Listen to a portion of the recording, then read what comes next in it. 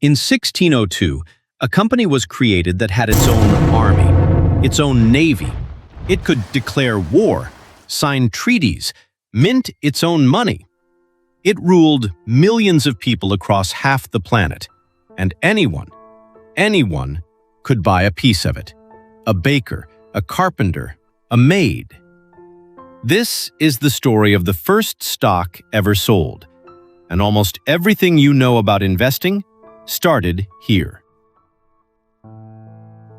Amsterdam, 1600. Spices are worth more than gold, not for flavor, for preserving food, for medicine, and they only grow in a handful of islands and the other side of the world. To get them, you send a ship. The voyage takes 2 years. Most ships don't come back. Storms, disease, pirates. The Portuguese who got there first and shoot at anyone else. So here's the problem. One voyage costs more money than almost anyone has, and it probably fails. The Dutch had a fix: split the risk. Instead of one rich man funding one ship, 20 merchants each put in a share. The ship returns, they split the profit, and the arrangement ends. That worked, but it created a new problem. 6 different Dutch companies were doing it at once, all bidding against each other for the same spices, driving the price up, driving their own profits down. It forced all 6 to merge into one, the Dutch East India Company. And then came Article 10 of its charter, the sentence that changed everything. The public could buy in, not merchants, not nobles, anyone with money. In August, the books opened in Amsterdam. 1,143 people signed their names. 6.4 million guilders. One of them was a maid. She invested her savings. And here's what made it different from everything before it. The old way.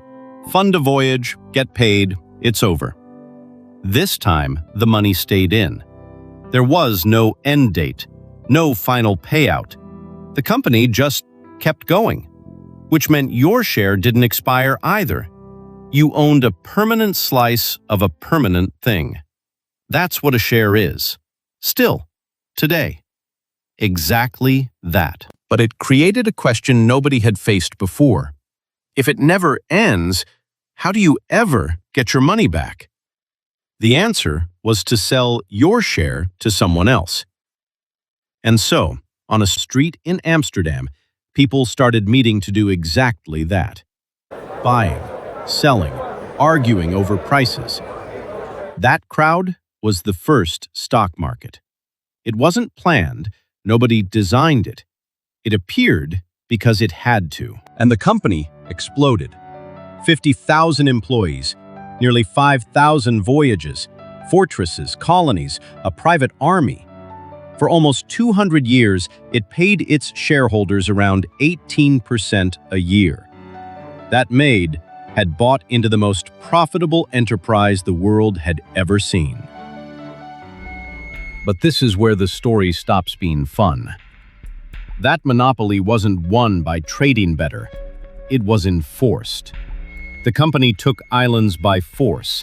It destroyed rival crops. It ran plantations on enslaved labor. On the Banda Islands, it wiped out almost an entire population to control one spice.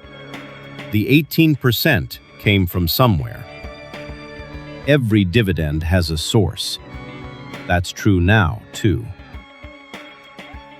Meanwhile, back in Amsterdam, one of the company's own founders got pushed out. Isaac Lemaire. Furious, he did something nobody had done before. He sold shares he didn't own. Promised to deliver them later, betting the price would fall first. The first short sale in history. Within a year, the government banned it. It took 7 years for the first stock market to exist, and about 7 more for the first market manipulation scandal.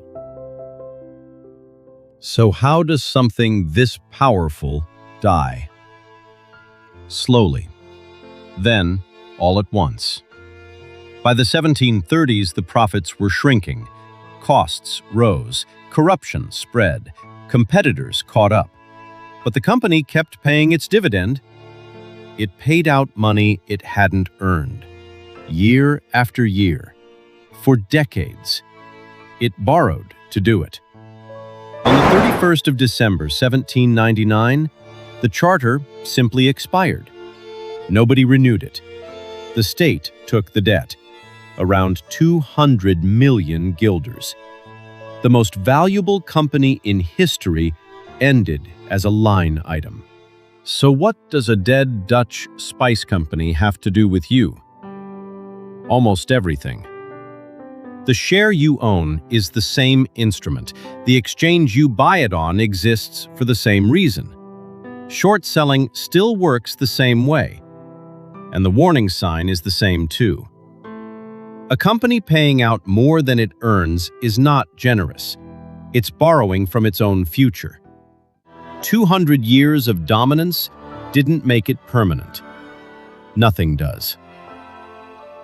That maid's share was worth a fortune for a century, and then it was worth nothing. Both facts are the lesson.